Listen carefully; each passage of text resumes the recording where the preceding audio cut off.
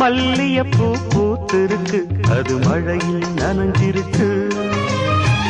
வருஷமெல்லாம் காத்திருக்கு, ஒரு வண்டுக்கு தவம் இருக்கு.